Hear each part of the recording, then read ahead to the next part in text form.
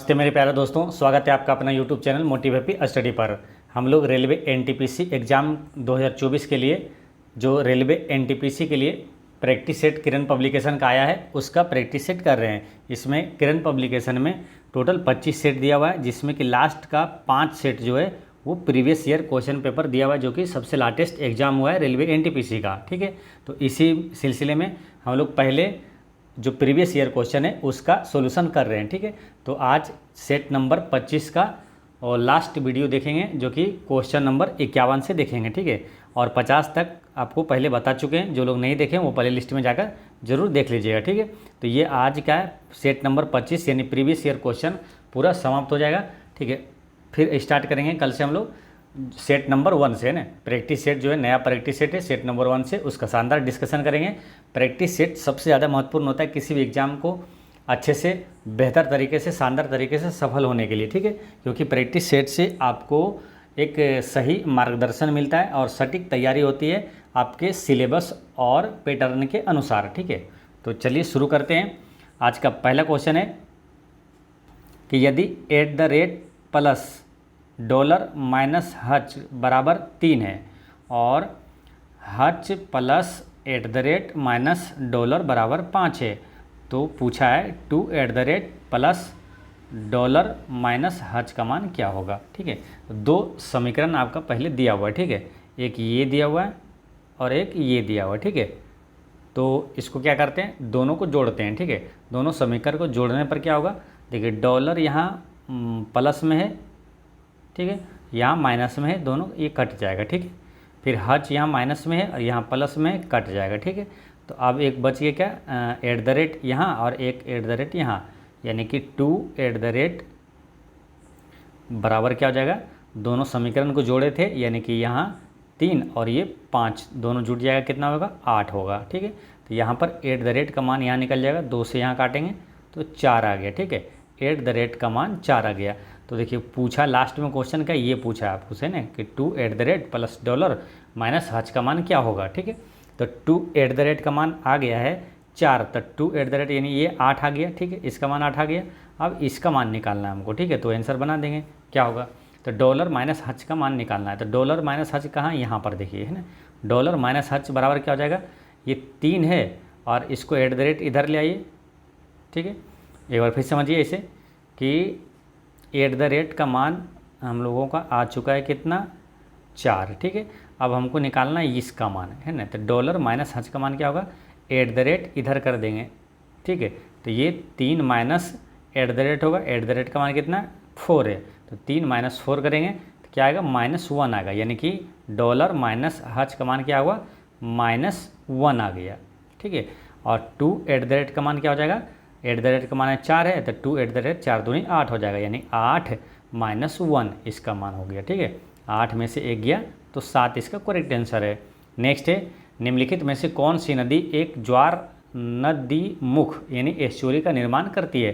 तो एस्चुरी का निर्माण करती है इसमें नर्मदा, है ना, इसका करेक्ट आंसर है नर्मदा। ठीक है, देखिए नर्मदा, पेरियार और ताप्ती ये तीनों जो है एकमात्र लंबी नदियां हैं जो कि पश्चिम की ओर बहती है और मुहाना बनाती है, यानी एस्चुरी का निर्माण करती है, यानी कि डेल्टा का निर्माण ये सब नहीं करती है। ठीक है, जो डेल्टा का निर्माण नहीं करती है तो यानी कि एस्चुरी का निर्माण करती है, जिसे मुहाना भी बोलते हैं या तो ज्वार नदी मुख भी बोला जाता है। ठीक है, तो नर्मदा, पेरियार और ताप्ती नदी, ये तीनों नदी एस्चुरी का निर्माण करती है। ठीक है, और इसके विपरीत क्या होता है, डेल्टा का निर्माण। तो दुनिया का सबसे बड़ा डेल्टा का निर्माण जो है कौन सी नदी करती है, तो गंगा ब्रह्मपुत्र का डेल्टा निर्माण करती है, जिसका नाम क्या बोलते हैं हम लोग, सुंदरबन का डेल्टा, जो कि पश्चिम बंगाल और बांग्लादेश के एरिया में फैला हुआ है। ठीक है, दुनिया का सबसे बड़ा डेल्टा है तो सुंदरबन का डेल्टा है, जो कि गंगा और ब्रह्मपुत्र नदी के से बनता है, वो सुंदरबन का डेल्टा। ठीक है, अब बात करते हैं नर्मदा से और क्वेश्चन कौन सा पूछा जाता है। तो एक क्वेश्चन आएगा कि सरदार सरोवर बांध किस नदी पर है, तो नर्मदा नदी पर है। ठीक है, गुजरात की जीवन रेखा किस नदी को कहा जाता है, तो नर्मदा नदी को कहा जाता है। ठीक है, और बात करते हैं किसका, ये कावेरी क्या है, तो कावेरी नदी से क्वेश्चन आता है कि दक्षिण की गंगा किसे कहा जाता है, कावेरी नदी को कहा जाता है। एक होता है दक्षिण गंगा किसे कहा जाता है, गोदावरी नदी को, लेकिन दक्षिण की गंगा बोले तो दक्षिण की यानी को की लगा यानी कावेरी, ठीक है। और भारत के सबसे लंबी नदी कौन सा है, तो वो है गंगा नदी। भारत का राष्ट्रीय नदी कौन सा है, गंगा नदी है, ठीक है। तो ये सारी चीज़ें याद रखना है। अब रही बात किसकी, कृष्णा नदी की, है ना। तो कृष्णा नदी से 2 क्वेश्चन याद रखना है कि नागा अर्जुन बांध किस नदी पर है, तो नागा अर्जुन बांध कृष्णा नदी पर है। इसे ऐसे रिलेट कर लेना कि महाभारत में अर्जुन का सारथी कौन था, कृष्ण था, ठीक है। तो कृष्णा नदी नागा नदी पर है कौन, नागा अर्जुन बांध, है ना। नागा अर्जुन बांध किस नदी पर है, तो कृष्णा नदी पर है, ठीक है। और अलमाटी बांध किस नदी पर है, तो वो भी कृष्णा नदी पर है। अलमाटी बांध इसको भी रिलेट कर लेंगे कि कृष्ण भगवान क्या बचपन में जो माटी खाए थे तो उसका बहुत अच्छा दृश्य जो दिखे थे, उनकी माता पूरे ब्रह्मांड पृथ्वी उसके मुंह में नजर आ गया था, यानी माटी खाए थे कृष्ण भगवान बचपन में, यानी अलमाटी बांध कृष्णा नदी पर, नागार्जुन बांध कृष्णा नदी पर, ठीक है। ये ध्यान रखना है। अच्छा, ये नर्मदा नदी जो है ये कहाँ से निकलती है मालूम, नर्मदा नदी और सोन नदी और जोहिला नदी ये अमरकंटक से निकलती है, ये भी याद रखना है, ठीक है। नेक्स्ट है 900 रुपये के 25% के 6% का मान इनमें से किसके बराबर होगा, तो 900 का 25% क्या हो जाएगा, 25% का मतलब 1/4, या तो परसेंट से ये 2 शून्य चला जाएगा, 25 नमा कितना होगा 225, ठीक है। अब 6% निकालना है तो 6 अब बट्टा 100, अब 225 को 6 से गुना करेंगे कितना आएगा, तो 2 छौक 1200 और 25 छौक 150, यानी कि 1200 और 150 कितना हो गया 1350, 1350 और 0.2 अंक के बाद नीचे है 100 यानी 0.2 अंक के बाद, यानी कि 1350 इसका करेक्ट आंसर है, यानी 13.50 रुपया। ऑप्शन नंबर कौन सा हो जाएगा, ऑप्शन नंबर 3 इसका करेक्ट आंसर है। नेक्स्ट है इतना का मान बताइए ना, सरल करना है इसको। तो पहले इसमें क्या करते हैं, सबसे पहले ब्रैकेट के अंदर जो है उसको बनाते हैं, ठीक है। जैसे -5 -2 ये कितना हो जाएगा 7, ठीक है। -5 -2 यानी -7 होगा, -7 और ये माइनस है, ये तो माइनस इंटू माइनस क्या हो जाएगा प्लस हो जाएगा, ठीक है। तो +7 हो जाएगा, यानी कि -5 और -5 अब +7 और ये -5 ये वाला रहेगा, ठीक। तो यानी कि 5 और 5 10 माइनस में है, अब प्लस में है 7, यानी कि -3 हो जाएगा, यानी कि -5 और इंटू में है -3। तो इसका क्या होगा सॉल्यूशन, 5 3 15, यानी कि इसका करेक्ट आंसर हो जाएगा ऑप्शन नंबर 4, माइनस गुना माइनस क्या प्लस हो जाएगा, यानी +15 वाला होगा। नेक्स्ट है इनमें से किस संख्या को इतना में से घटाने पर प्राप्त संख्या 19 से पूर्णतः विभाज्य होगी, तो इसको कैसे बनाएंगे, तो 19 से पूर्णतः विभाज्य होगी, तो इसमें से क्या घटाना है, तो क्या करेंगे 19 से इसमें भागा देंगे, ठीक है। 19 से इसमें भागा देना है, ठीक है। 19 से भागा देते जाइएगा जब, तो वो शेष बचेगा कितना लास्ट में 18, ठीक है। यानी कि इसमें 18 अगर घटा देंगे तो 19 से विभाजित हो जाएगी, तो जो शेष बचेगा उसी को घटाना है, ठीक है। तो लास्ट में बचेगा 18 शेष, यानी 18 घटा देंगे तो 19 से विभाजित हो जाएगा, ठीक है। तो इस तरह से इसका आंसर हो जाएगा क्या, क्वेश्चन नंबर 55 का हो जाएगा ऑप्शन नंबर 1 18 हो जाएगा इसका करेक्ट आंसर, ठीक है। नेक्स्ट है एक विशिष्ट कूट भाषा में इतना को इतना लिखा जाता है, फिर इतना को इतना लिखा जाता है, उसी कूट भाषा में इतना को क्या लिखा जाएगा, तो इसको क्या किया है देखिए, जब लेटर में है इसको अंक में बदल दिया है, तो इसको थोड़ा ऐसे चेक करना है कि कितने स्थान पर है, जैसे कि के है कितना 11, ठीक है। प्लस करते हैं क्योंकि ये 41 है तो यानी कि जुड़ा ही होगा, ठीक है। 11 फिर है 14 n है 14वें स्थान पर, फिर +19 और फिर प्लस है 2, है ना, बी के जगह पर है 2, इसको जोड़ते हैं कितना आता है 19 से 11 कितना हो गया 19 से 11 यानी कि 30, और 30 और 14 कितना हुआ 44 और 2 46 आया है टोटल जोड़ के, लेकिन यहाँ लिखा है कितना 41, यानी कि 46 जितना जोड़ के टोटल आ रहा है उसमें -5 करके लिखा है, ठीक है। तो -5 करके लिखा है। उसी तरह इसको भी चेक कर लेते हैं एक बार। सी कितना है, 3 + 16 + 6 + 7, तो कितना हो जाएगा, 7 3 10, 10 और ये है कितना, 16 6 22, 32, 32 में से 5 गया 27, यानी कि अब समझ में आ गया। इसको जोड़ के अब -5 करके लिख रहा है, तो उसी तरह इसको भी जोड़ देंगे, -5 करके लिख देंगे, आंसर आ जाएगा। यानी कि 6 + 9 + 10 + 11, 11 9 20, 10 30, 6 36, 36 में 5 घटा देंगे, 31 इसका करेक्ट आंसर है। नेक्स्ट है, जून 2019 में उत्तर प्रदेश के सारनाथ में स्थित प्राचीन बौद्ध स्थल देश को भारतीय पुरातत्व सर्वेक्षण द्वारा राष्ट्रीय महत्व का संरक्षित क्षेत्र घोषित किया गया था। तो ये 2019 में जो घोषित किया गया था वो कौन सा था, वो था ये चौखंडी स्तूप, है ना। इसको करेक्ट आंसर है चौखंडी स्तूप। चौखंडी स्तूप कहाँ है, ये आपको बताया गया यहाँ कि सारनाथ में, उत्तर प्रदेश के सारनाथ में स्थित प्राचीन बौद्ध स्थल चौखंडी स्तूप को भारतीय पुरातत्व सर्वेक्षण द्वारा राष्ट्रीय महत्व का संरक्षित क्षेत्र घोषित किया गया है, ठीक है। बात करते हैं किसका, ये जो चौखंडी स्तूप है इसका निर्माण किसने करवाया था, तो चौखंडी स्तूप का निर्माण अशोक ने करवाया था, ठीक है। धार्मिक स्तूप का निर्माण भी अशोक ने करवाया था, धर्मराजी का स्तूप का निर्माण भी अशोक ने करवाया था, और सांची का स्तूप का भी निर्माण अशोक ने करवाया था। चौखंडी स्तूप कहाँ है, तो उत्तर प्रदेश में हो गया, कहाँ पर, यहाँ लिखा है सारनाथ के पास है ना चौखंडी स्तूप। धार्मिक स्तूप भी सारनाथ में ही है, उत्तर प्रदेश में। धर्मराजी का स्तूप की बात करें तो ये पाकिस्तान के तक्षशिला में स्थित है। धर्मराजी का स्तूप और सांची का स्तूप आपको मालूम है काफ़ी फेमस है, जो कि मध्य प्रदेश के रायसेन जिला में सांची का स्तूप। अब बात करते हैं भारतीय पुरातत्व सर्वेक्षण।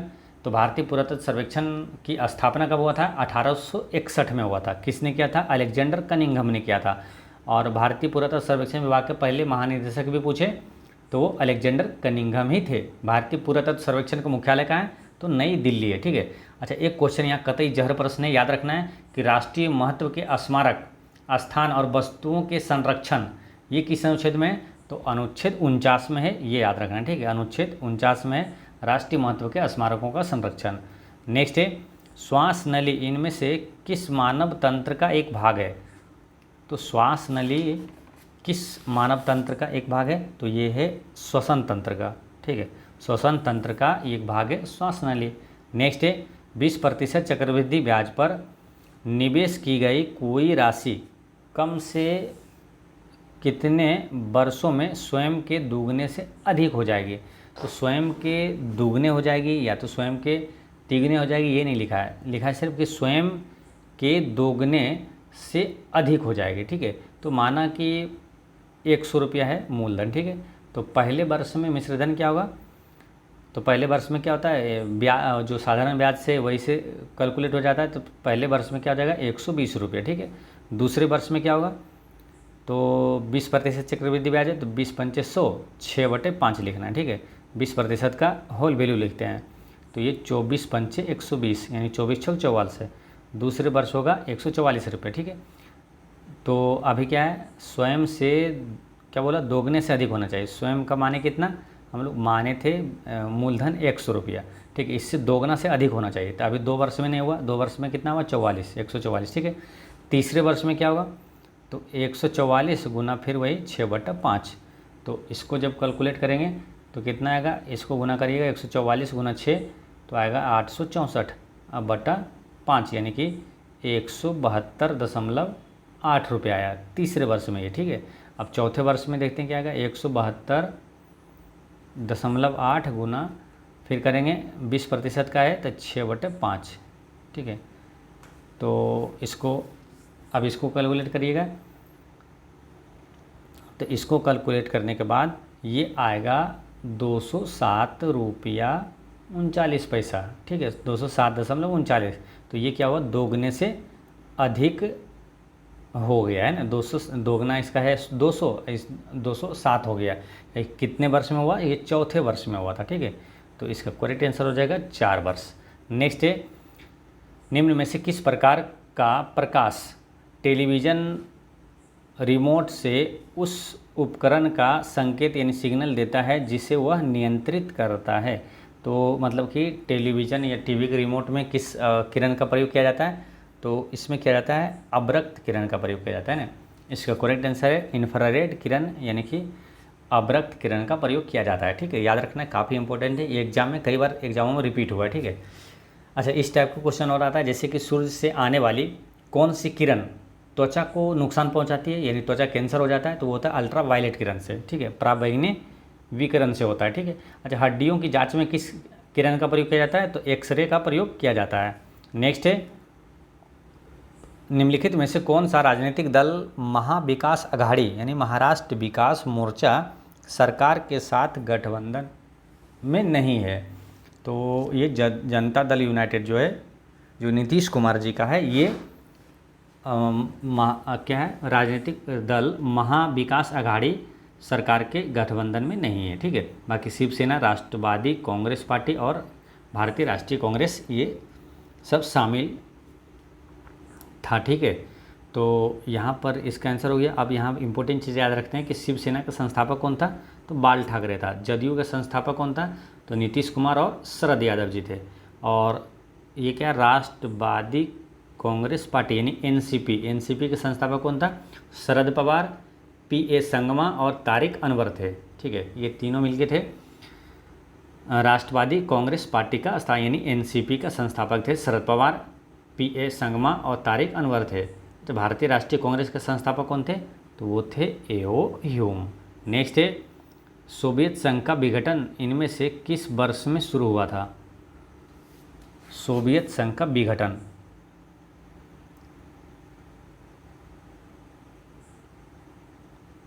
तो सोवियत संघ का विघटन शुरू हुआ था 1991 में। इसका करेक्ट आंसर है 1991 में।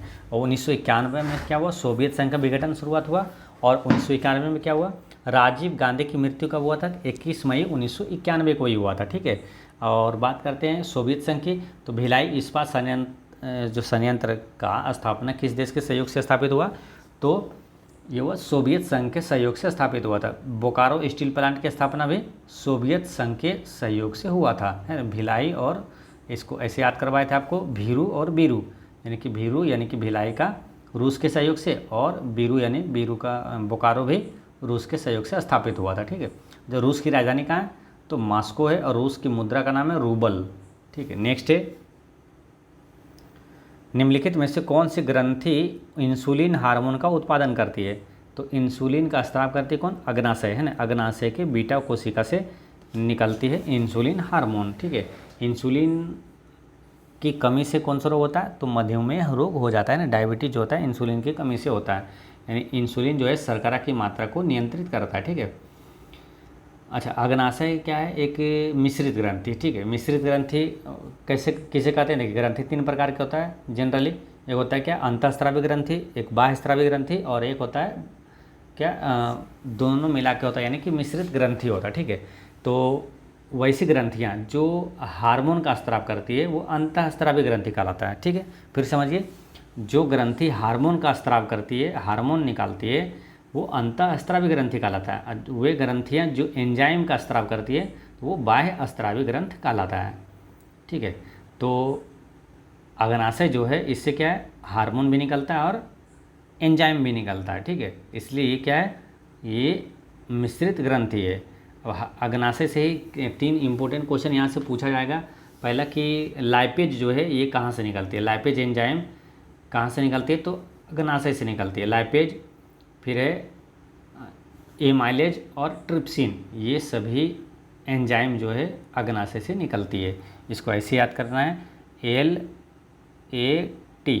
ठीक है, लाइपेज, एमाइलेज और ट्रिप्सिन, ये एंजाइम जो है कहाँ से निकलती है, तो अग्नाशय से निकलता है। ठीक है, अच्छा यहाँ से ये पूछा जाता है कि लाइपेज क्या करता है, लाइपेज का काम क्या है, तो लाइपेज वसा को पाचन करता है, लाइपेज वसा का पाचन करता है, और एमाइलेज कार्बोहाइड्रेट का पाचन करता है, और ट्रिप्सिन जो है ये प्रोटीन का पाचन करता है। ठीक है, ये ध्यान रखना है। अब ये क्या हुआ, एंजाइम। ठीक है, LAT यानी कि लाइपेज, एमाइलेज और ट्रिप्सिन एंजाइम का स्राव कहाँ से होता है, अग्नाशय से। और इससे जो हार्मोन निकलता है वो सबसे महत्वपूर्ण है इंसुलिन। ठीक है, यहाँ निकलता है हार्मोन इंसुलिन, ग्लूकागन और सोमेटोस्टेटिन।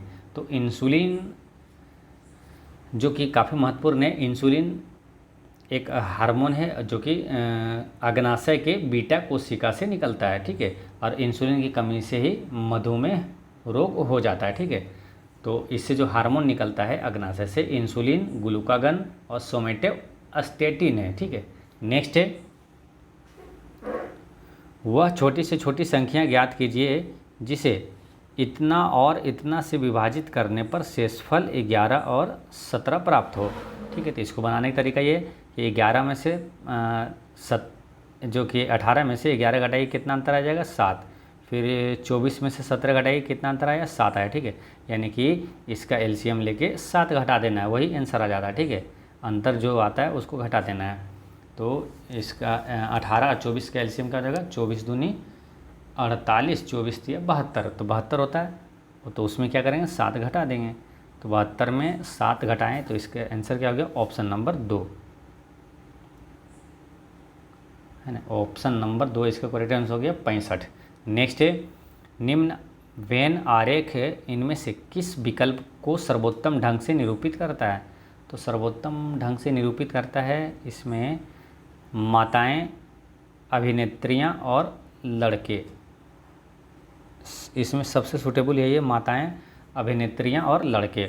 नेक्स्ट है, नए संसद भवन का निर्माण इनमें से किस परियोजना के तहत शुरू हुआ था। तो काफ़ी महत्वपूर्ण प्रश्न है। देखिए, नए संसद भवन का निर्माण जो है किस परियोजना के तहत शुरू हुआ था, ये आने वाले एग्जाम में भी पूछा जाएगा, ध्यान रखना है ना। तो ये किया था सेंट्रल विस्टा परियोजना, इसका करेक्ट आंसर है सेंट्रल विस्टा परियोजना, ठीक है। अच्छा, नए संसद भवन का आधारशिला कब रखा गया, तो 10 दिसंबर 2020 को, ठीक है। और उद्घाटन इसका कब हुआ था, 28 मई 2023 को, है ना, नरेंद्र मोदी जी ने किया था, ठीक है। ये भी ध्यान रखना है, डायरेक्ट क्वेश्चन ये भी आ जाता है कि जो है इसका उद्घाटन कब हुआ और किसने किया था उद्घाटन, तो नरेंद्र मोदी ने किया था, ठीक है। अच्छा, एक क्वेश्चन यहाँ आता है कि नए संसद भवन का डिज़ाइन किसने किया था, तो बिमल पटेल ने किया था, ठीक है, याद रखना है। नए संसद भवन का डिज़ाइन बिमल पटेल ने किया था। और पुरानी संसद भवन का डिज़ाइन किसने किया, एडविन लुटियंस ने किया था। नेक्स्ट है, निम्नलिखित में से कौन सी विद्युत चुंबकीय तरंगे हैं। तो विद्युत चुंबकीय तरंगे जो है वो एक्स किरणें हैं, ठीक है। तो विद्युत चुंबकीय तरंग के कुछ उदाहरण हैं, आपको याद रखना है, वहीं से प्रश्न पूछा जाता है। यानी कि जैसे एक्सरे, रेडियो माइक्रोवेव, अवरक्त दृश्य प्रकाश, परावैंगनी एक्सरे और गामा किरणें, ये सभी विद्युत चुंबकीय तरंग है, ठीक है। विद्युत चुंबकीय तरंग में आ जाएगा एक्सरे, रेडियो माइक्रोवेव, अवरक्त किरण और दृश्य प्रकाश, परावैंगनी एक्सरे और गामा किरणें, ये सभी विद्युत चुंबकीय तरंगे हैं, ठीक है। नेक्स्ट है, वह छोटी से छोटी धनात्मक पूर्णांक संख्या जिसे इतना में जोड़ने पर प्राप्त योग पूर्ण घन हो जाए, ठीक है। तो पूर्ण घन हो जाए तो क्या जोड़ने पर, तो इसका करेक्ट आंसर है 32, ठीक है। थोड़ा सा ऐसे ध्यान रखना कैसे, तो ये पूर्ण घन हो जाए तो इसके आसपास का घन किसका है, वो कौन सा है, तो उसको पता करेंगे, ठीक है। तो जैसे कि 14 का घन करेंगे, 14 गुना 14 गुना 14, तो ये कितना आएगा 2712, 2712 14 का जो 14 गुना 14 यानी 14 का क्यों करेंगे, तो ये आता है कितना, ये आएगा आपका 2744 आएगा, है ना। इसको 2744, ठीक है। तो अब है 2744 में, इसमें 2744 इसका घन है, यानी कि इसमें जोड़ना कितना है, तो 2744 में 2712 घटा देंगे, 2744 में 2712 घटा देंगे तो आंसर क्या आ जाएगा, यानी कि 32 इसमें जोड़ने पर ये पूर्ण घन बन जाता है, ठीक है। पूर्ण घन 32 जोड़ने पर, ठीक है। तो इसका करेक्ट आंसर हो गया ऑप्शन नंबर 1, इसका यहाँ आंसर हो गया। नेक्स्ट है, tan 3 theta equal to cot 60 degree minus theta, और 3 थीटा एक न्यून कोण है। टेन टू थीटा का मान ज्ञात करें। ठीक है, टेन टू थीटा का मान ज्ञात करें। तो पहले ऐसे करते हैं कि टेन थ्री थीटा जो है, टेन थ्री थीटा को हम लोग लिख सकते क्या, कोट 90 माइनस थीटा, यानी कोट 90 माइनस थीटा। तो 90 माइनस थीटा, ठीक है। अब बराबर में क्या हो जाएगा, यहाँ कोट 90 माइनस थीटा, यानी कोट से कोट चला जाएगा तो यहाँ होगा 60 डिग्री माइनस थीटा। ठीक है, तो ये 90 में से इधर ले आइए 60, यानी कि 30, और बराबर में क्या हो जाएगा, ये 3 थीटा उधर ले चले जाइए तो 3 प्लस होगा -1 है, यानी कि 2 थीटा। तो थीटा का मान क्या आ गया, 15, है ना। थीटा का मान क्या आया, तो 15 आ गया। थीटा का मान जैसे 15 आया तो पूछा क्या है इसमें कि टेन टू थीटा, यानी कि 10 और 2 थीटा 15 30, यानी 30 डिग्री का मान पूछा है, जिसका मान होता है क्या, 1/√3। 1/√3 कौन सा है, तो ऑप्शन नंबर 3 का है 1/√3। इसको जब काटिएगा तो 1/√3 से कटेगा। ठीक है, नेक्स्ट क्वेश्चन है क्वेश्चन नंबर 70।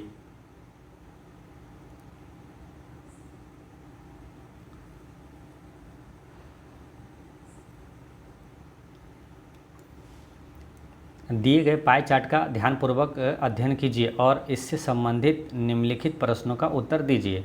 ठीक है, तो क्या पूछा आगे कि यदि पाई चार्ट किसी देश में जनसंख्या के रोजगार संबंधी विवरणों को दर्शाता है, देश की कुल जनसंख्या 5000 रुपया, ए सार्वजनिक क्षेत्र में नियोजित शिक्षकों को दर्शाता है, बी निजी क्षेत्र में नियोजित व्यक्तियों को दर्शाता है, सी कॉरपोरेट क्षेत्र में नियोजित व्यक्तियों को दर्शाता है। लास्ट में क्या पूछा है कि डी उन व्यक्तियों को दर्शाता है जो स्वनियोजित है, और ई उन व्यक्तियों को दर्शाता है जो बेरोजगार है। ई उन व्यक्तियों को दर्शाता है जो बेरोजगार है। निजी क्षेत्र में नियोजित व्यक्तियों की संख्या कुल नियोजित व्यक्तियों की संख्या के कितने प्रतिशत के बराबर है।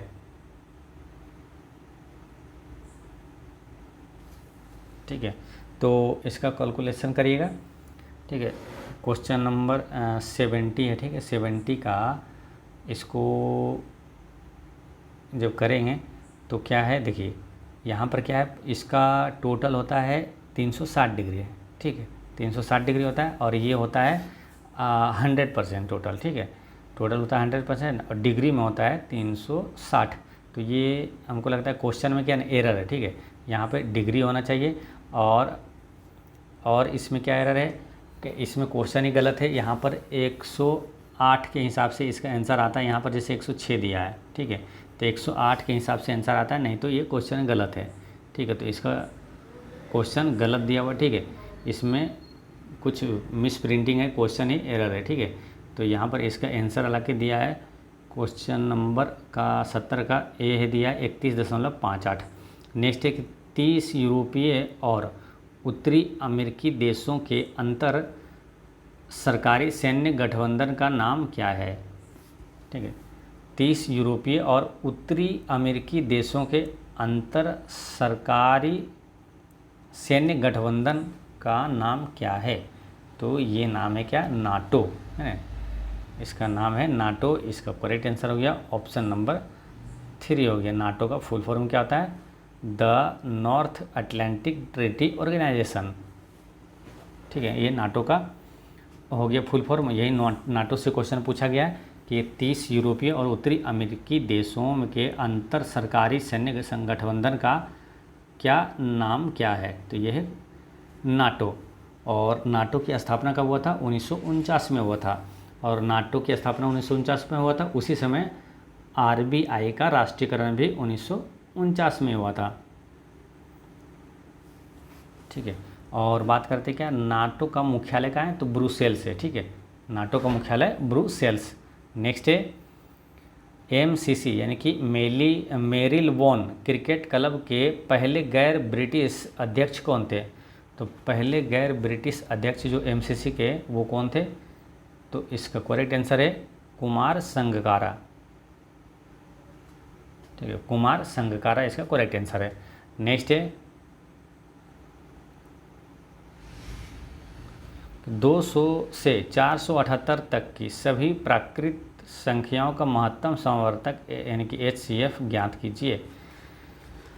तो देखिए इसका जैसे कि एक उदाहरण समझिए, 200 और 201 का महत्तम समवर्तक क्या होता है, तो 1 हो जाता है। ठीक है,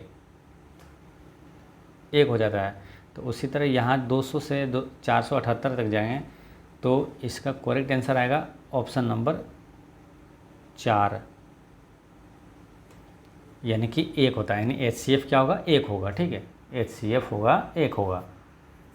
ठीक, नेक्स्ट क्वेश्चन है मुंबई का जुहू बीच देश का हिस्सा है। मुंबई का जुहू बीच जो है ये अरब सागर का हिस्सा है ना। लक्षद्वीप किस सागर में स्थित है, तो वो भी अरब सागर में स्थित है।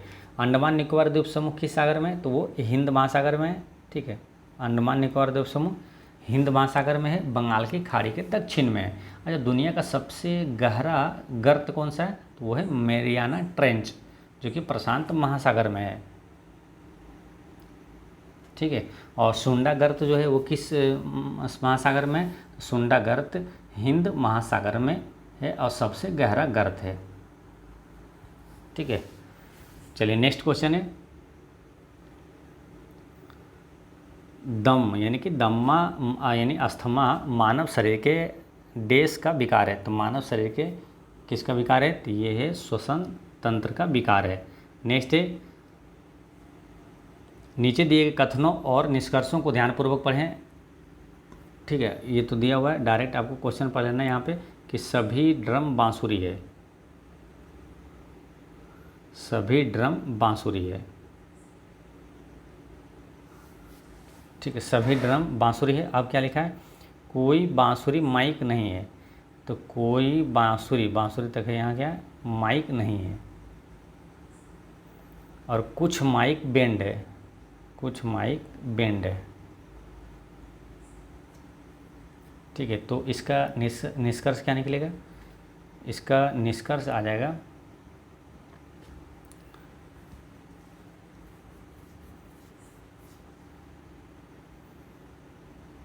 इसका करेक्ट आंसर आ जाएगा, निष्कर्ष में आ जाएगा इसका करेक्ट आंसर ऑप्शन नंबर 4 होगा। कोई भी निष्कर्ष पालन नहीं करता है, कोई भी निष्कर्ष इसका पालन नहीं करता है। नेक्स्ट है कि यदि एक महिला 10.5 किलोमीटर की दूरी 3 घंटे में तय करती है तो उसके द्वारा 5 घंटे में तय की जाने वाली दूरी ज्ञात कीजिए। ठीक है, तो पहले क्या निकालते हैं हम लोग को, दूरी दिया हुआ, समय दिया हुआ है, चाल निकाल लेते हैं। चाल बराबर क्या था, दूरी बटा समय। 10 बचे 25, 26 बटे 5 गुना 3। ठीक है, तो ये हो गया क्या, चाल हो गई। चाल बराबर दूरी बट्टा समय। 10 बचे 15, सॉरी देखिए 10 बचे 50, 51 है ना, 51 बटे 5। और कितना चाल निकालना, चाल बराबर क्या होता है, दूरी बटे समय, यानी कि समय कितना है, 3 घंटा। ठीक है, तो यहाँ पे पहले चाल निकाल लेते हैं, 3 से कटेगा 17 बटे 5, यानी कि 17 बटे 5 इसका चाल है। तो उसके द्वारा बोला 5 घंटे में तय की जाने वाली दूरी क्या होगी। तो देखिए चाल है कितना आया अपना 17 बटा 5, और 5 घंटे में कितना डिस्टेंस करेगा, तो दूरी बराबर क्या था, चाल गुना समय। तो चाल ये है गुना समय दिया है 5, तो ये 5 से 5 लग गया, यानी कि 17। ठीक है, 17 किलोमीटर दूरी इसका आ जाता है। ठीक है, तो इसका करेक्ट आंसर हो गया ऑप्शन नंबर 2। नेक्स्ट है क्वेश्चन नंबर 78।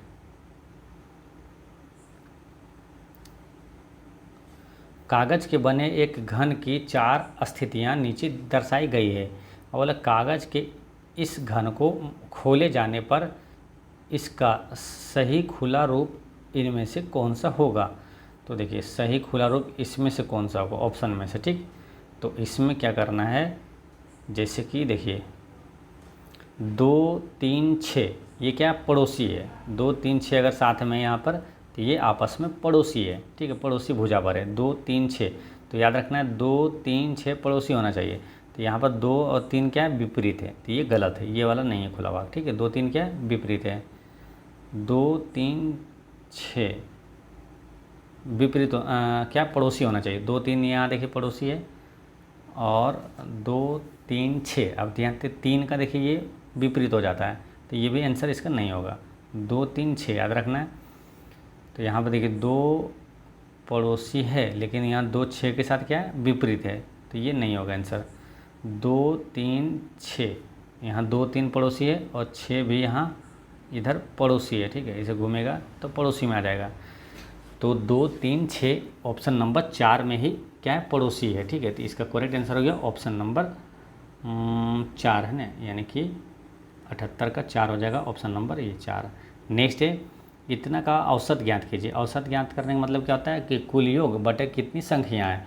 तो कुल योग पहले इसका निकाल लेते हैं। तो इसमें क्या हुआ देखिए, 7 + 7 14 हुआ, फिर +7 21, फिर +7 28, इस तरह से 7 7 जुड़ते गया है। तो जब जुड़ते जाता है तो वो हो जाता है समांतर श्रेणी में। समांतर श्रेणी का सूत्र क्या होता है, SN = n/2 × 2a + n-1 × d, ठीक है। अब इस फॉर्मूले पर इसको क्या करना, पहले योग निकालना है ना, फिर औसत निकाला तो टोटल संख्या कितनी है देखिए, 7 14, यानी कि यहाँ पर 7 7 11 7 77, यानी 11 को है, ठीक है। तो ये 11 डिजिट है इसमें। तो 11 है ना, तो एक की जगह पर क्या आ गया, 7, एक की जगह पर 7 आ गया, और डिफरेंस जो है डी की जगह पर भी 7 7 7 14 7 आ गया, और डिफरेंस भी 7 आ गया। और कितनी संख्या है, एन का मान क्या आ जाएगा, एन का मान है 11 है ना, 11 है, ठीक है। अब इसको जोड़िए तो क्या होगा, n/2, यानी कि n कितना है, 11 11/2 × 2a + n-1 × d होता है, ठीक है। 2a यानी कि 2 और a का मान क्या है, 7, यानी कि 14, 2a, ठीक है। 2a + n-1 × d, तो n कितना है, 11 है, n-1 करेंगे तो कितना आ जाएगा, 11 - 1 करेंगे 10 × d की जगह पर क्या है, 7, यानी कि 10 × 70, यहाँ पर क्या हो जाएगा, प्लस हो जाएगा 70, ठीक है। अब इसको क्या करना है, कैलकुलेट कर देना, ठीक है। तो देखिए 11/2 गुना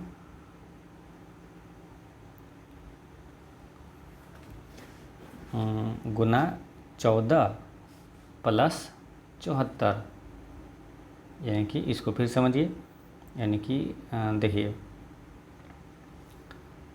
समांतर श्रेणी में क्या हो गया, 11/2 प्लस में क्या हुआ था 14, प्लस 7 दे हैं 70, 70 और 14 क्या होता है 84। अब यहाँ 2 से काटेंगे क्या आएगा, 42, ठीक है। यानी कि 11 गुना 42, ये टोटल कुल योग हो गया। और औसत पूछा तो 11 से भागा देंगे, यानी 11 से 11 चला गया, यानी 20। इसका करेक्ट आंसर क्या हो गया, 11 से 11 चला गया और बच गया क्या, 42, ठीक है। तो इसका आंसर क्या हो गया, ऑप्शन नंबर 1 42 इसका करेक्ट आंसर हो गया। नेक्स्ट है, MY की पुत्री है और XN की माँ है, PA का पिता है। तो इस टाइप का क्वेश्चन जब आए तो डायरेक्ट पहले क्वेश्चन पे चलिए, क्या लिखा है, B का P से क्या संबंध है। तो B और P का संबंध पूछा तो B और P से रिलेटेड ही पहला कोई डाटा जो है लिखेंगे, ठीक है। जैसे B और P से बोला तो P A का पिता है, P जो है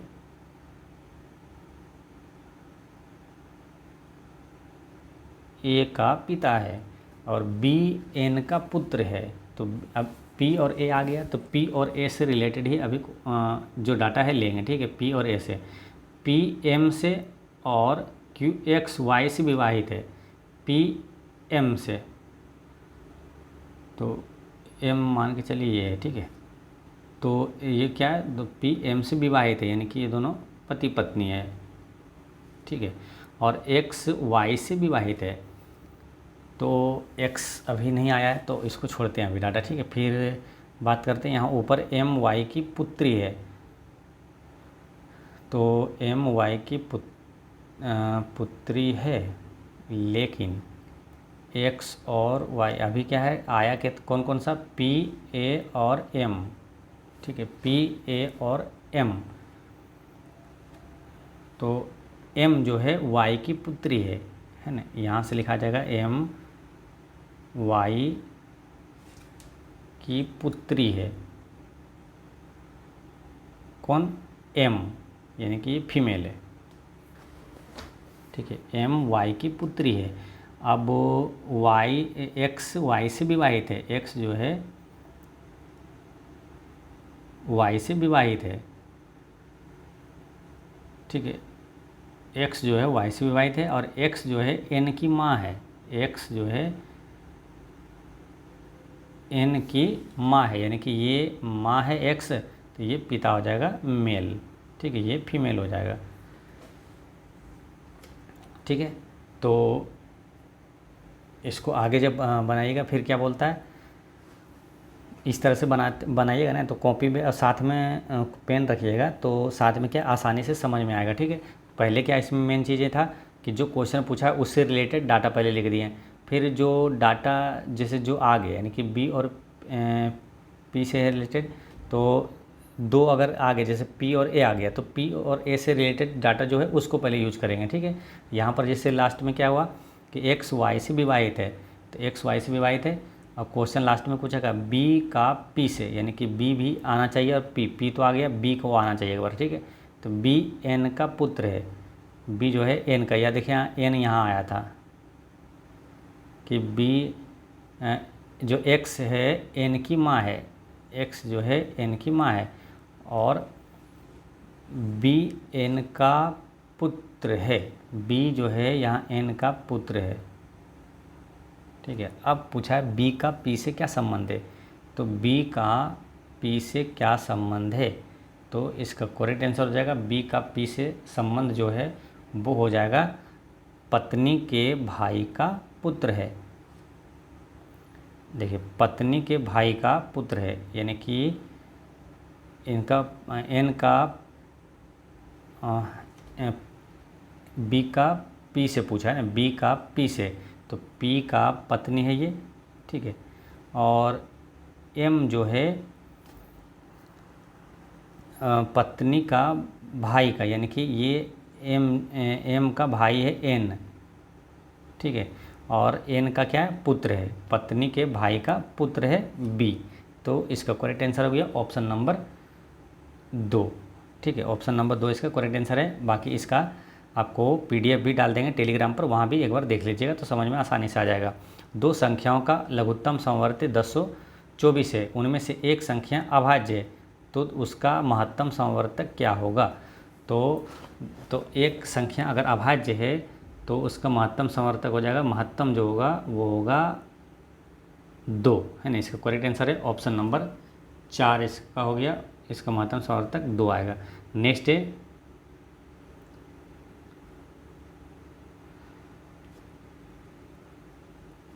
इसमें क्या बोला, इसमें इतना जोड़िए, फिर जोड़ में क्या जोड़ा जाना चाहिए ताकि परिणाम के रूप में 3 प्राप्त हो। तो करना क्या है, देखिए इसको जोड़ देंगे और फिर बोला इसमें क्या जोड़ेंगे तो कि 3 आ जाएगा, यानी कि 3 में ये घटा देंगे तो आंसर आ जाएगा, ठीक है।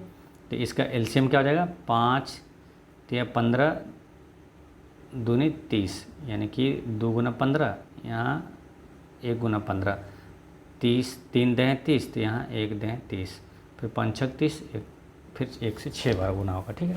तो ये क्या हो जाएगा, 15 10 25 और 6 31, 31/30 ये आ गया। अब 31/30 आया, पूछा 31/30 में कितना जोड़ेंगे, 3 आ जाएगा, तो 3 में इसको घटा दीजिए, आ जाएगा 30 या 90 में से 31 गया 59, अब बट्टा 30 इसका करेक्ट आंसर है 59/30, तो 59/30 कहाँ है, ऑप्शन नंबर 4 में है।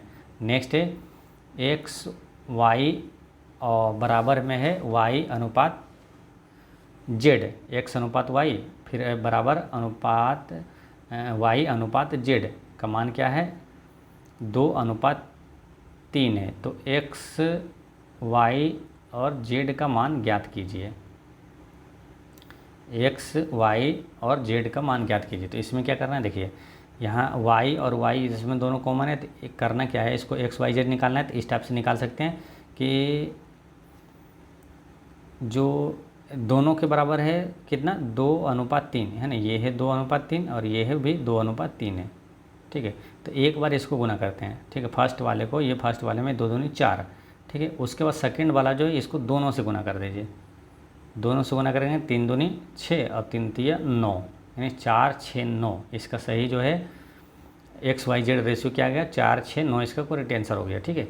तो इसको ऐसे आसानी से आप बना सकते हैं, ठीक है। तो ऐसे ये भी ध्यान रखना है आपको, यानी कि एक्स अनुपात वाई अगर है 2:3 और फिर है वाई अनुपात 3 यानी कि 2:3, तो इसको एक्स वाई जेड करना है। तो इसको क्या करेंगे, एक बार 2 से यहाँ गुना कर देंगे, 2 दूनी 4 और फिर बाकी जो है इसको सभी में गुना करिए, दोनों में, 3 दूनी 6 और 3 तिया 9। इसका करेक्ट आंसर है ऑप्शन नंबर 2।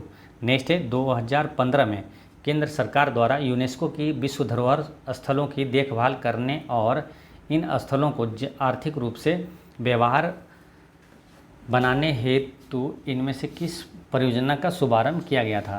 तो ये जो केंद्रीय जो है यूनेस्को का विश्व धरोहर सूची के लिए ये योजना हुआ था शुरू, हृदय है ना, हृदय की शुरुआत, योजना की शुरुआत 2015 में हुआ था, ठीक है।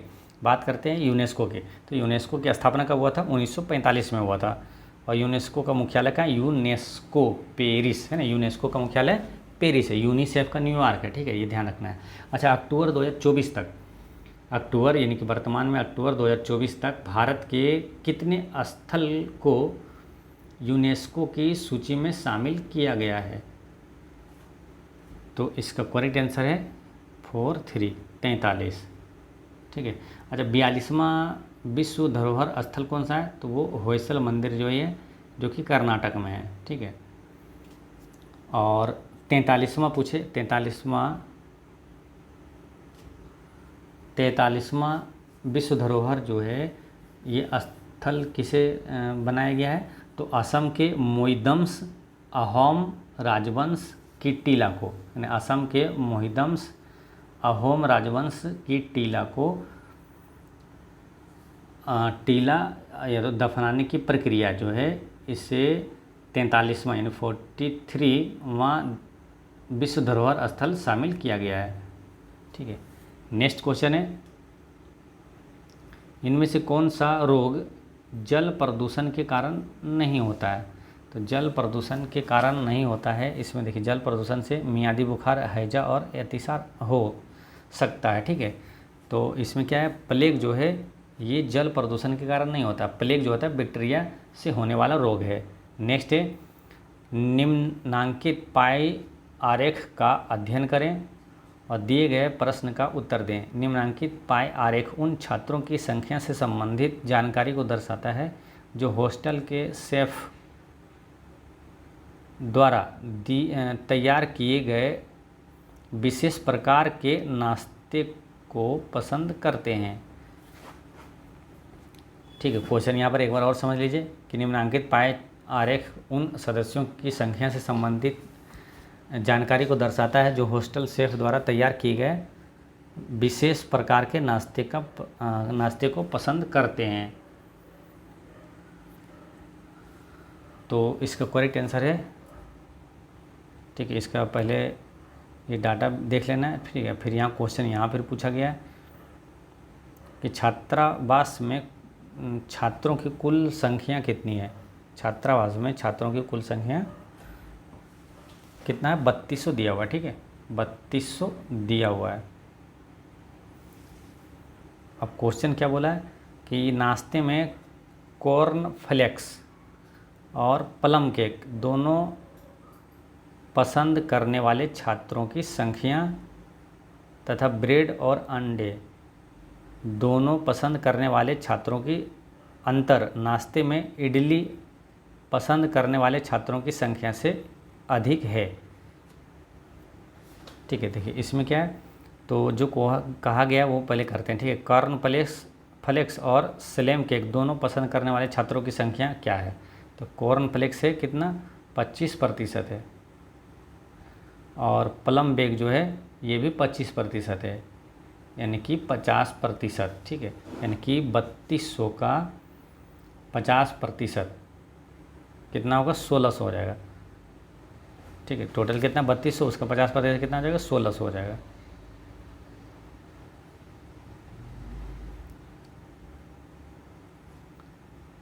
सोलह सौ हो गया, ठीक है। और फिर बात करते हैं ब्रेड 30% है और अंडे 5%, जो कि डाटा में दिया हुआ है ना। ब्रेड आपका रहेगा कितना,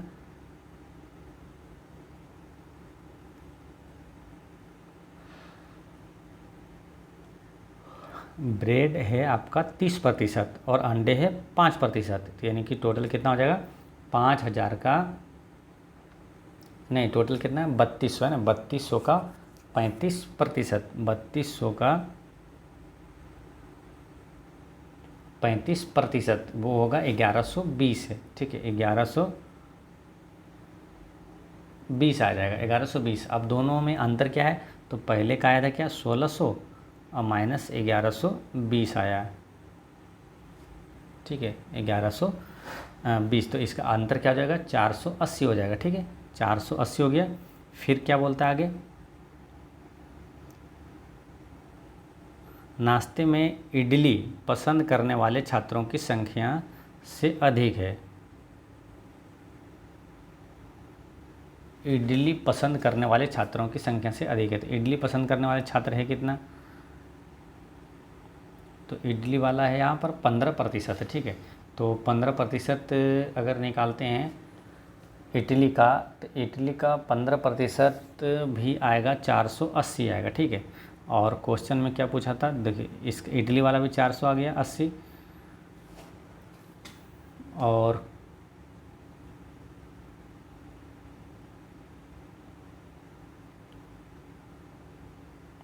क्वेश्चन नंबर 86 में है ना, तो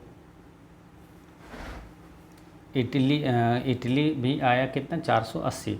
अब क्वेश्चन क्या पूछा है कि नाश्ते में कॉर्न फ्लेक्स और प्लम केक दोनों पसंद करने वाले छात्रों की संख्या तथा ब्रेड और अंडे दोनों पसंद करने वाले छात्रों की संख्या का अंतर नाश्ते में इडली पसंद करने वाले छात्रों की संख्या से अधिक है, ठीक है। तो ये क्या है, दोनों ये इसमें लिखा है अधिक है, लेकिन क्या है, ये और ये दोनों बराबर आ गया था ना, 480 480 आ गया था, ठीक है।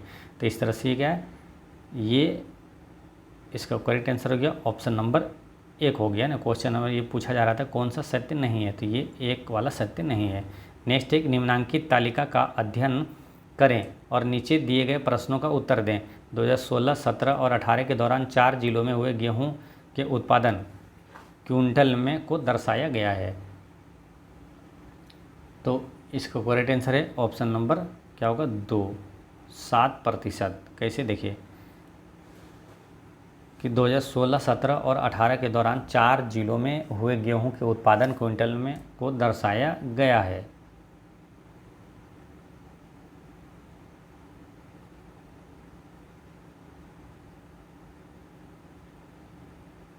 तो क्वेश्चन क्या पूछा है कि 2017 में जिला 3 में हुआ गेहूं उत्पादन उस वर्ष में जिला 1 में हुए उत्पादन से लगभग कितने प्रतिशत अधिक है, ठीक है। तो जिला 3 में हुआ गेहूं उत्पादन 2017 की बात कर रहा है, 2017 ये वाला, ठीक है। और जिला 3 यानी कि ये वाला, जिला 3 में हुआ गेहूं का उत्पादन उस वर्ष में जिला 1 में गेहूं उत्पादन उस वर्ष में जिला 1 में गेहूं उत्पादन से लगभग कितने प्रतिशत अधिक है। तो इसका करेक्ट आंसर है ऑप्शन नंबर 2 होगा, 7%। इसका करेक्ट आंसर है 7% है। नेक्स्ट है, निम्नांकित पाई चार्ट का अध्ययन करके नीचे दिए गए प्रश्नों का उत्तर दें।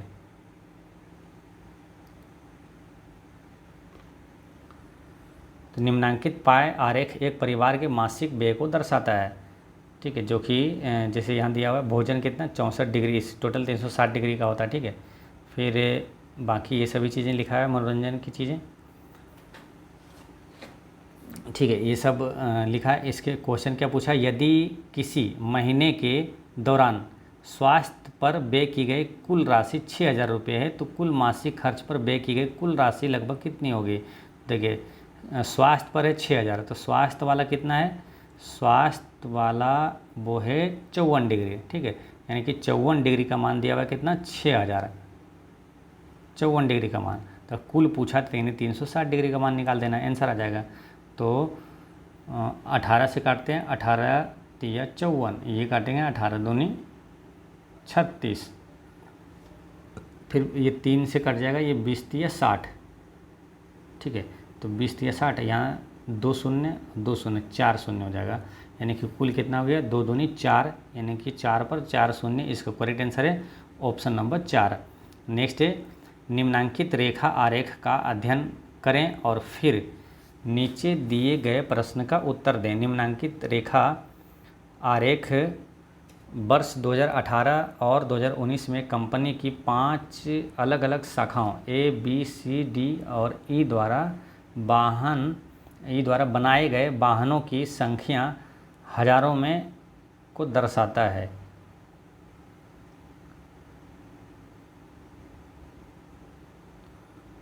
यानी कि देखिए क्वेश्चन एक बार फिर समझिए, निम्नांकित आरेख का अध्ययन करें, नीचे दिए गए प्रश्न का उत्तर बताएं और रेखा आरेख यानी 2018 से 19 में कंपनी की 5 अलग शाखाओं ए, बी, सी, डी, ई द्वारा बनाए गए वाहनों की संख्या हजारों में को दर्शाता है।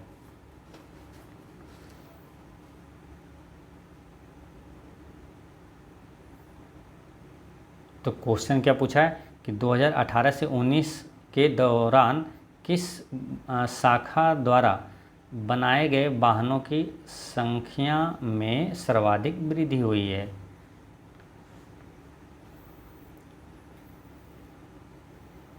तो क्वेश्चन क्या पूछा है कि 2018 से 19 के दौरान किस शाखा द्वारा बनाए गए वाहनों की संख्या में सर्वाधिक वृद्धि हुई है 2018 से 19 तक।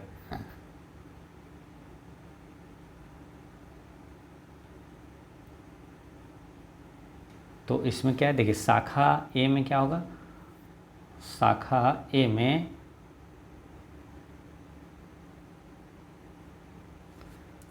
ये है 58, ठीक है, और ये है 42। तो शाखा ए में अंतर क्या हो गया, 16। बी में क्या हो जाएगा, 60 है, यहाँ 12 है, तो बी में क्या हो गया 60 और यहाँ 48, यानी कि 12 हो गया। सी में क्या होगा, तो 44 और 58 है, ठीक है, 44 और 58 का अंतर क्या आ जाएगा, 14। और फिर बच गया आपका डी, है ना। डी में अंतर क्या है, तो डी में अंतर है 52 माइनस 45, 52 माइनस 45 यानी 7, है ना, ठीक है, 7 अंतर है। तो वही क्वेश्चन पूछा, सर्वाधिक वृद्धि वाला शाखा कौन है, सबसे ज़्यादा अंतर किसका है, तो ए का है, इसका सबसे ज़्यादा वृद्धि वाला ए है। करेक्ट आंसर हो गया ऑप्शन नंबर, कहाँ से ऑप्शन नंबर देखते हैं क्या, एक इसमें है, तो ऑप्शन नंबर 2 में है, इसका करेक्ट आंसर है ऑप्शन नंबर 2। नेक्स्ट है, उस विकल्प का चयन करें जिसका तीसरी संख्या के साथ वही संबंध है जो दूसरी संख्या का पहली संख्या से है। तो इसमें क्या किया, आधा करके गुना 5 कर दिया, ठीक है, इसमें आधा करिए, 17 गुना 5 करिए, 17 × 5 = 85, इसका आंसर हो गया। नेक्स्ट है, निम्नांकित 4 आरेखों में से 3 किसी तरह से संगत है और एक असंगत है, तो उसको पहचानें। तो इसमें देखिए, जैसे कि यहाँ आयत है, उसके अंदर भी सेम वही आकार का वो आयत है, ठीक है, उसी डिजाइन का, ठीक है। फिर जैसे कि यहाँ पर वर्ग है, तो उसके अंदर एक वर्ग है, फिर यहाँ उसमें एक त्रिभुज है, तो इसके अंदर त्रिभुज है, लेकिन यहाँ पंचभुज है, 1 2 3 4 5 6, है ना, षष्ठभुज है, 6 भुजा वाला। तो जिस टाइप का बाहर है, लेकिन ये वाला अंदर का अलग है, ठीक है, ये पंचभुज हो गया, 1 2 3 4 5 हो गया, ठीक है, जबकि बाहर षष्ठभुज है, यानी कि दोनों सेम रहता, तो यानी कि ये अलग है। नेक्स्ट है, A B C D E F और एच एक सीधी रेखा में बैठे हैं, उनमें से कुछ उत्तर की और कुछ दक्षिण की ओर मुख करके बैठे हैं। सी की बाईं ओर केवल 2 व्यक्ति बैठे हैं, सी के बाईं ओर केवल 2 व्यक्ति बैठे हैं, सी का मुख दक्षिण की ओर है, सी और ए के बीच केवल 2 व्यक्ति बैठे हुए हैं, डी और ए है ना। डी ए के दाईं और बगल ठीक बगल में बैठा है। ए के ठीक बगल में बैठे किसी भी व्यक्ति का मुख ए के सामने दिशा में नहीं है।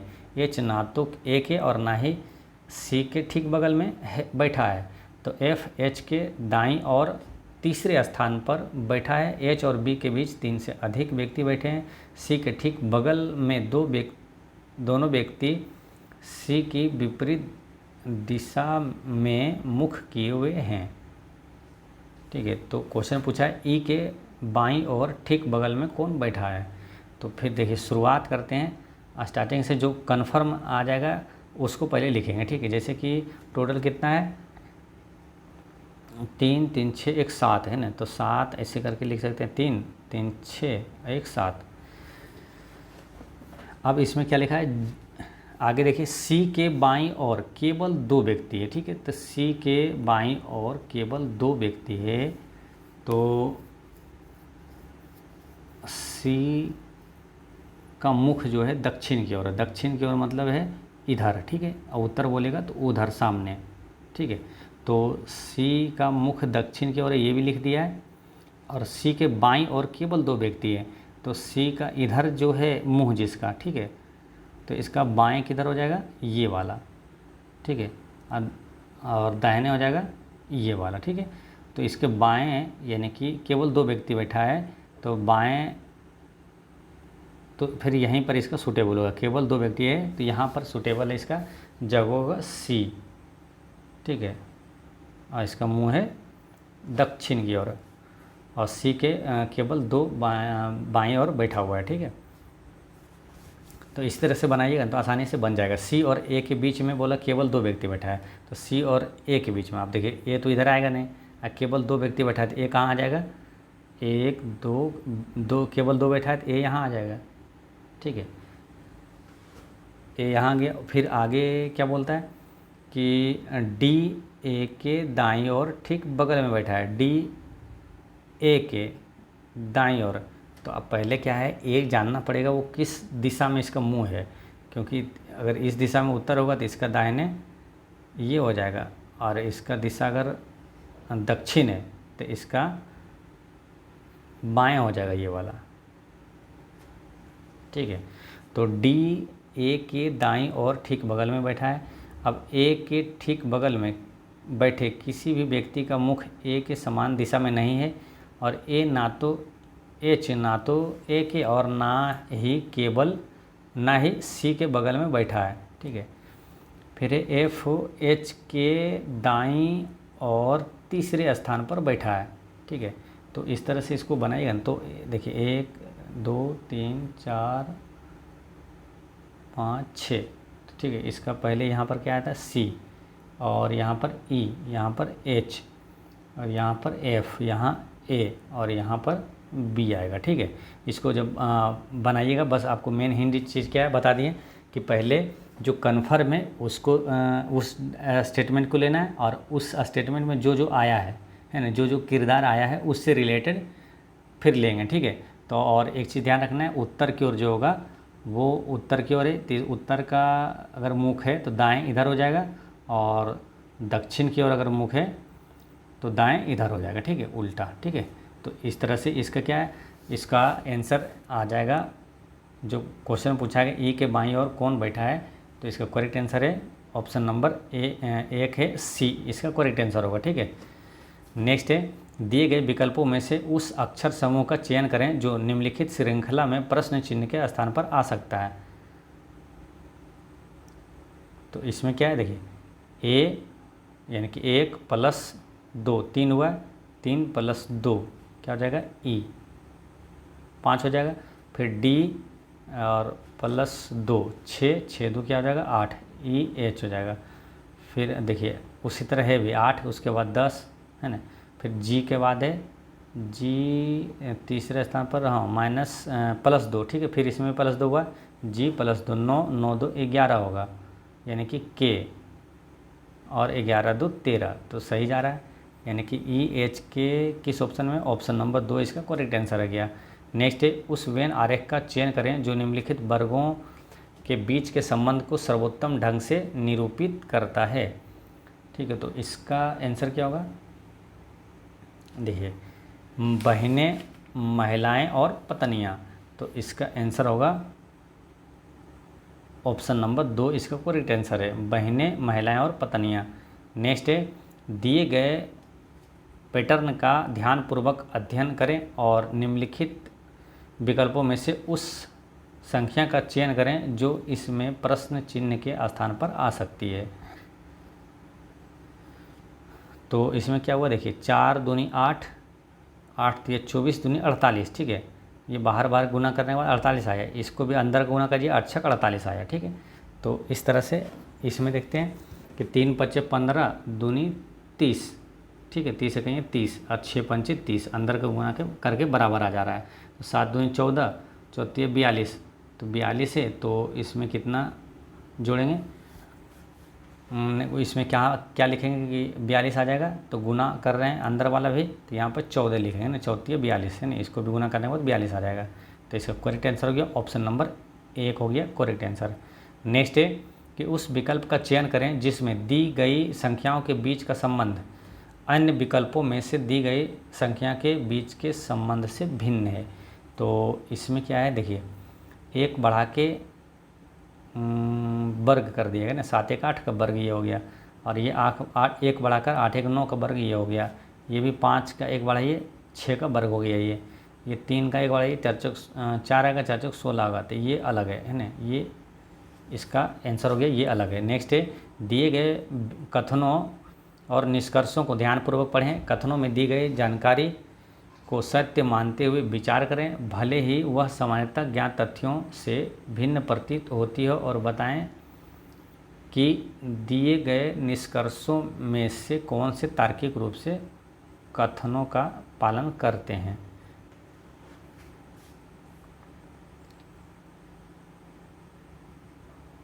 तो इसमें क्या है कि सभी सदस्य प्रत्याशी है, सभी सदस्य जो है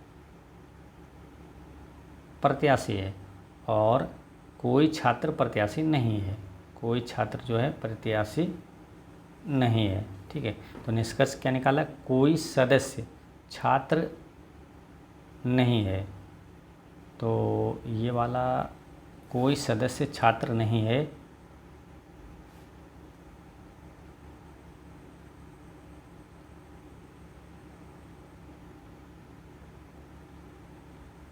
देखिए कोई सदस्य छात्र नहीं है, इसमें से वो गलत हो जाता है, क्यों, क्योंकि देखिए सभी सदस्य जो है ये क्या कहलाता है, सदस्य प्रत्याशी है, लेकिन इसमें बता दिया था कि कोई छात्र प्रत्याशी नहीं है, तो यहाँ पर कोई भी छात्र जो है प्रत्याशी नहीं है, प्रत्याशी से रिलेटेड कुछ भी नहीं यहाँ पे लिखाएगा, ठीक है। तो ये हो गया कोई सदस्य छात्र नहीं है, फिर कुछ छात्र सदस्य हैं, तो इसमें क्या कोई भी निष्कर्ष नहीं निकला, ठीक है। यहाँ पर हो जाएगा इसका आंसर ना तो 1 और ना ही 2। नेक्स्ट है कि उस विकल्प का चयन करें जिसका तीसरे पद के साथ वही संबंध है जो दूसरे पद का पहले पद से संबंध है। तो इसमें क्या किया, देखिए 2 और 2 4, और यहाँ क्या +2 हो जा रहा है, इधर 15 -2, फिर +2, फिर -2, +2 -2, यानी कि 16 2 18, अब -2 करेंगे तो L12 है, यानी कि J, यानी कि 18 का उतना पड़ता है आर जे कहाँ है, ऑप्शन नंबर 2 में है RJ, इसका करेक्ट आंसर हो गया। नेक्स्ट है क्वेश्चन नंबर 99 है कि दिए गए विकल्पों में से उस अक्षरांकित समूह का चयन करें जो निम्नलिखित श्रेणी में प्रश्न चिन्ह के स्थान पर आ सकता है। तो पहले तो यही करेंगे, देखिए 3 6 3 9 3 12 3 15, ठीक है, फिर 15 3 18 वाला होगा, ठीक है, 18 वाला होगा। फिर है क्या है EFGHI, यानी कि 18I। फिर लास्ट वाले में क्या है 16 -2 14 -2 12, फिर -10 10 में से, फिर -2 8 8 में से 2 गया तो 6, यानी कि इसका करेक्ट आंसर है ऑप्शन नंबर 2 इसका करेक्ट आंसर है। नेक्स्ट है कि दिए गए 4 वर्ग अक्षर समूहों में से किसी तरह 3 किसी तरह संगत है और एक असंगत है।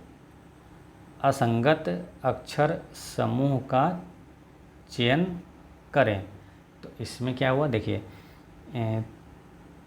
11 2 13 यानी कि -2 हुआ। इसमें क्या हुआ 14 18 और -2 और -2 के बाद +4 है, ठीक है। फिर इसमें -2 प्लस -2 और -2 फिर -4 मानो 16 4 12 12 4 16 है, यानी कि -4 है। उसी प्रकार 21 -4 17 4 21, ठीक है। उसके बाद इसमें भी क्या होगा -2 और फिर -4 है, ठीक है। -4 है नहीं, 11 4 15, लेकिन इसमें क्या -2 और माइनस कितना 5 है, तो ये अलग है। बाकी सब में क्या -2 -4 है, तो ये अलग है ना। इसका करेक्ट आंसर हो गया ऑप्शन नंबर 1, ठीक है। तो दोस्तों इस तरह से सेट नंबर 25 का पूरा 100 प्रश्न होता है समाप्त। पिछले वीडियो मैंने आपसे क्वेश्चन पूछा था कि फिक्की का वर्तमान महासचिव कौन है, तो फिक्की का वर्तमान महासचिव है शैलेश पाठक है। और आज का क्वेश्चन है आरबीआई का वर्तमान गवर्नर कौन है। तो इसका आंसर आप कमेंट में दीजिएगा, और कोई भी डाउट हो तो कमेंट में पूछिएगा, ठीक है। और एक चीज़ हमेशा याद रखना है, आपकी मुस्कान एक अनमोल खजाना है, इसे छोटी छोटी बातों में खोने ना दें। पढ़ते रहें, मुस्कुराते रहें। जय हिंद दोस्तों।